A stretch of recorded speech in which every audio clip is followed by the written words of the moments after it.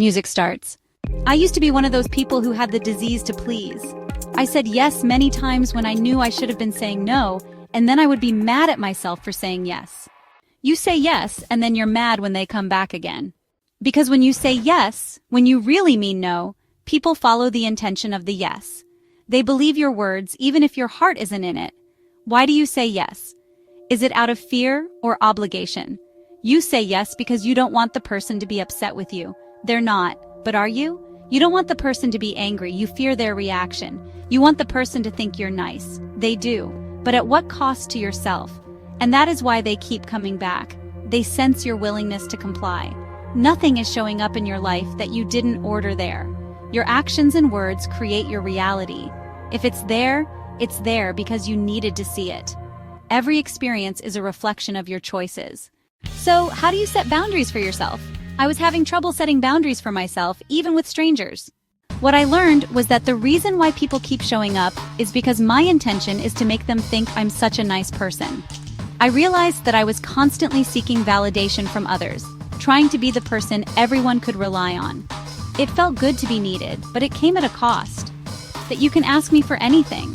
I wanted to be the go-to person, the one who could solve problems and make things better. But in doing so, I was neglecting my own needs and boundaries. You can get me to do anything. I was saying yes to everything, even when it was inconvenient or overwhelming.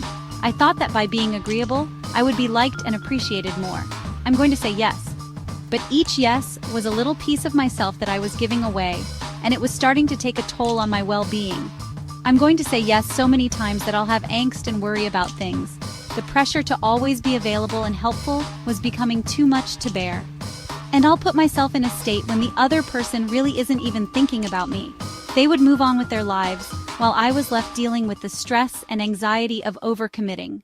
So learning that I could specifically determine for myself what the boundaries were for me, what I was comfortable with and what I wasn't, what I wanted to do, changed everything. It was like a light bulb went off in my head.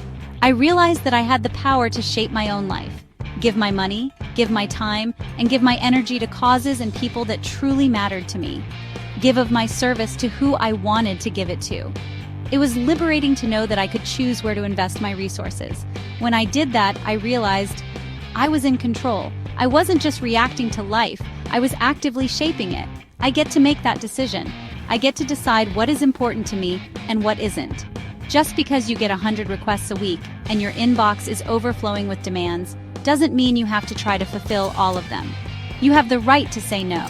Just because you have all of these demands on your time and on you, and everyone seems to want a piece of you, doesn't mean you have to say yes. You get to decide. You have the power to choose what aligns with your values and what doesn't. Because you're the master of your fate, the captain of your soul. And understanding that really changed the meaning of my life. I was no longer driven by what other people wanted me to do, but took charge of my own destiny. Making choices based on what I feel is the next right move for me. Music fades out.